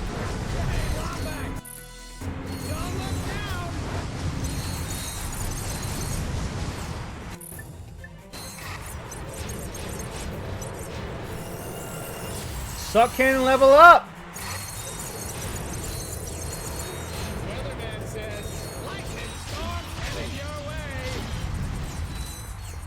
You know, get you a job that makes you as happy as Annihilation Nation announcer. This guy is clearly in love with his fucking work.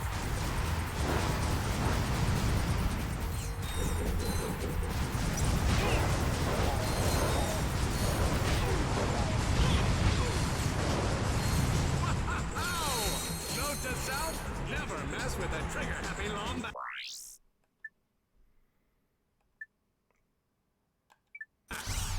Whip it good.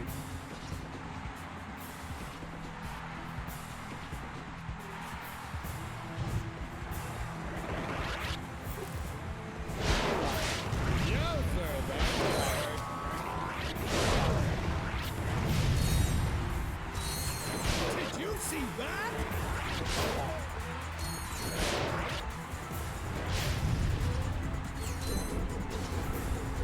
I'm not gonna win this one. That was 6 fucking rounds. Oh, you know. It is a way of doing it, I suppose. Yeah, this round is already effectively done.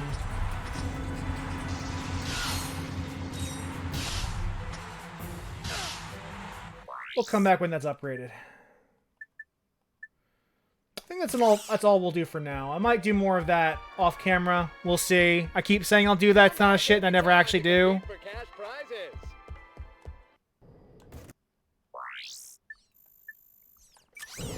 Right now, we got a story to continue. And I want to try to get the vid comic done before we end up the stream.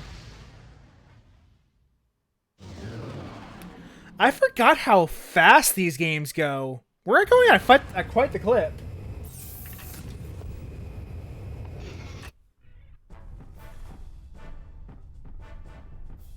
Ladies and gentlemen, oh, and Helga, welcome to the Helga confirmed non-binary. You have been assembled here because each of you is an expert in your particular field. From Al's mastery of electronics to Skid's nerves of steel, to Helga's sensual powers of seduction. Each of you has shown that you are worthy to wear the Q. Years ago, I single-handedly defeated Dr. Nefarious, but like a rash on the galaxy's backside, he has flared up again. That's a really good cinematic shooting, by the way. Top secret base on planet Aquatos. With him reaching out for his itch. Perhaps for a lesser strategist. Behold, my brilliant plan. Qwark and Helga probably had something going on. First, Ratchet and Clank will descend to the sea floor and wade through a series of tunnels flooded with waist-high raw sewage. What? Please hold your questions until the end of the presentation. After infiltrating the base, our agents will split up. Clank will enter the base's ventilation system, where he will locate and deploy this banana-guided autonomous monkey device, or the GAMD. Meanwhile, Ratchet will use his extensive knowledge of the Tyrannoid language and customs to win the trust of the bloodthirsty alien guards. Finally, our agents will make their way to Nefarious's personal office, steal everything that isn't nailed down, and exfiltrate the base completely undetected. That's crazy! But it just might work. I love that the art is drawn in crayon. Captain Thasha! Speak freely. Are we there yet? Negative.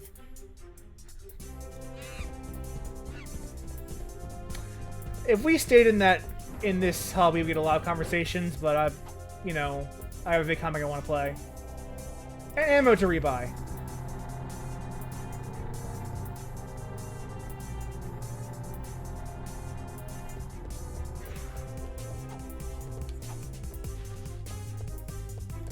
Ratchet, I urgently need to know how the Qwark versus Nefarious vidcomic theory ends. When are you going to play your new comic? If anybody finds a Star Master scientific calculator, please contact Lost and Found. Alright, let's play the fucking vid comic.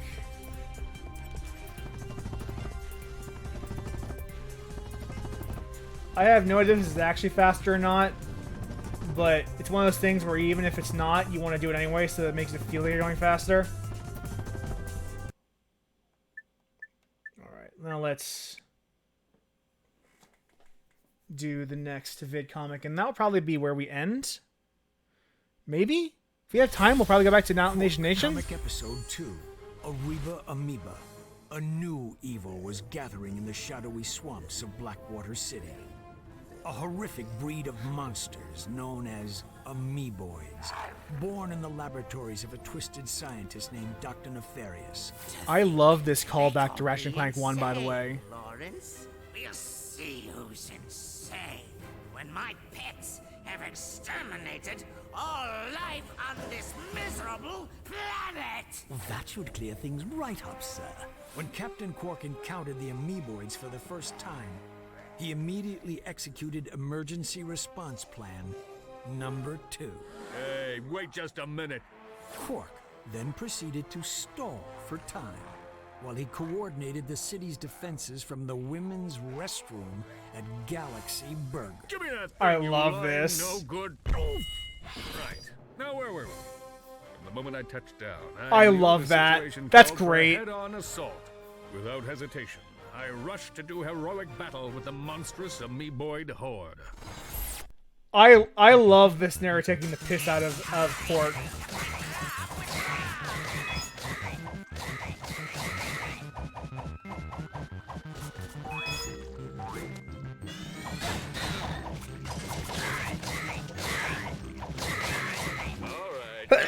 Fancy stuff.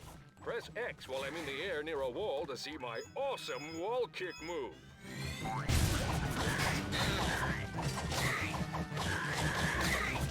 Alright. Some simple Metroidvania platforming.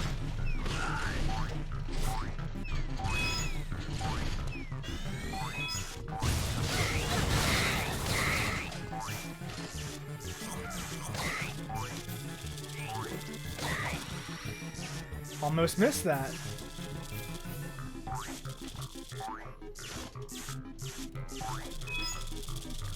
There are skill points for doing these quickly. We will not be doing those.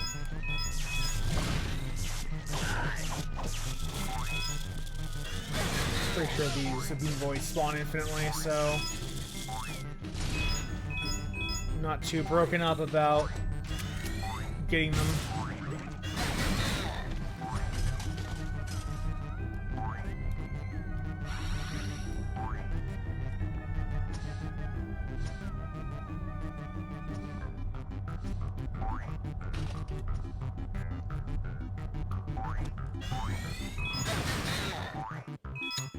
Yeah, these were never too tough.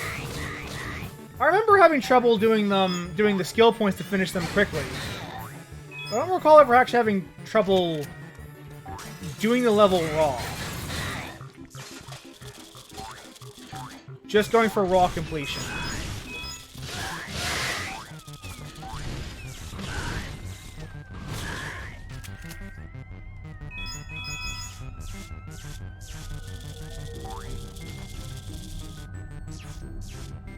Alright.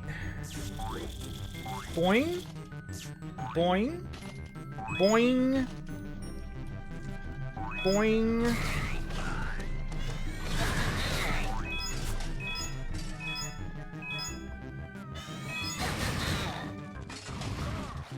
Oh, that wasn't a touchable. Ouch. Sure. I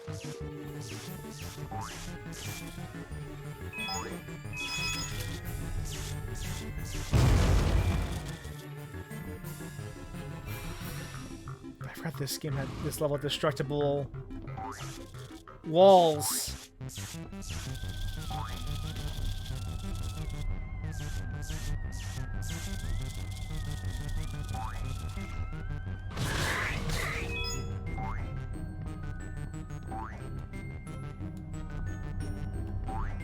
Always gotta look for hidden crevices in these maps. Otherwise you will miss Qwark tokens and health upgrades. Like that.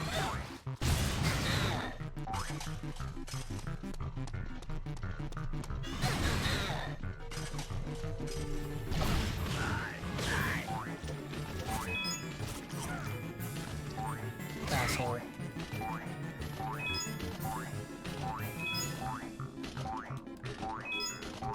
Almost there, and... Oh, we missed a health upgrade.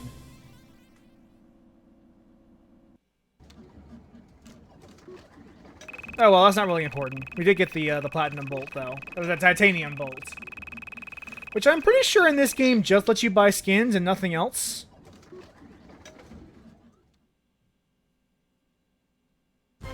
His amoeboid army defeated, Dr. Nefarious had no choice but to flee Blackwater City in disgrace. You've not seen the last of me. I will have my vengeance if it takes 1,000 years. Dr. Nefarious was right about one thing. He and Qwark would meet again, and sooner than he realized. For a true hero like Captain Qwark will stop at nothing in the name of justice. What? I held my breath. He held his breath.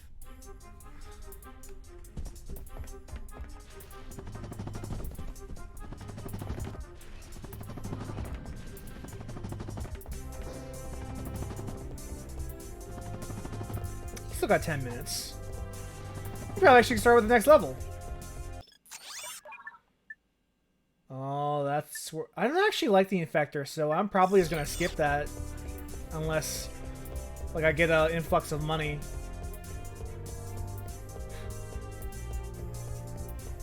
When you're not planning on making a very long run of a game, you actually do get to plan out, oh, do I actually want that weapon?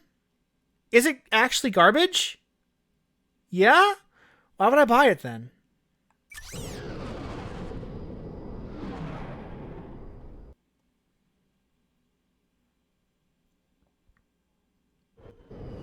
Incoming call. Oh no. Clank, Bubby, you're killing me! Excuse me? I'm trying to make a picture here, and Mr. Big Shot Star is nowhere to be found. I am currently occupied with a mission of galactic security. Right. I get it. You want a bigger trailer? Done. I love that he's not even looking at the actual camera. Done. I need my star on the set pronto, capiche? You're breaking up. You know, I can see you, weasel boy. Oh yeah? How about now? He'll figure something out. We've got work to do.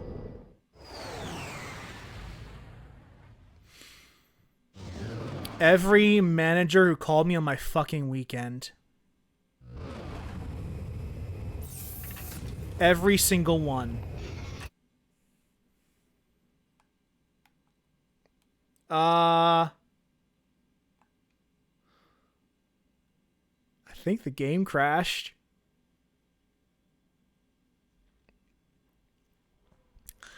They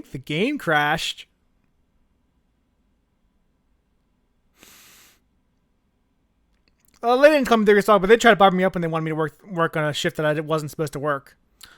They did a lot of that back in my Arby's and Best Buy days.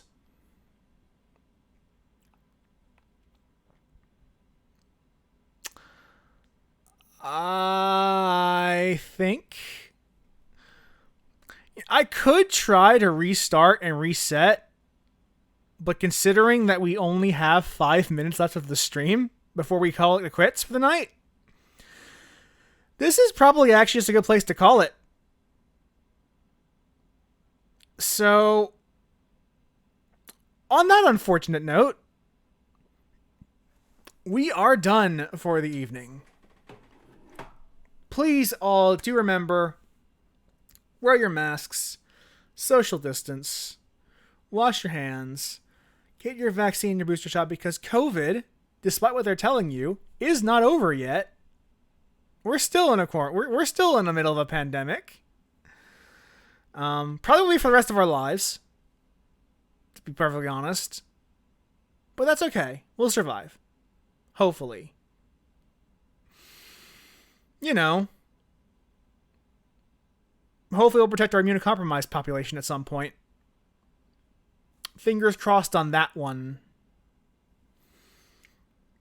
Remember, as always, Black Lives Matter, Trans Lives Matter, Stop Asian Hate, and all lives cannot matter until minority lives matter. Have a fantastic evening, everybody, and I will see you next week when we continue with Ratchet and Clank, Up Your Arsenal. Bye!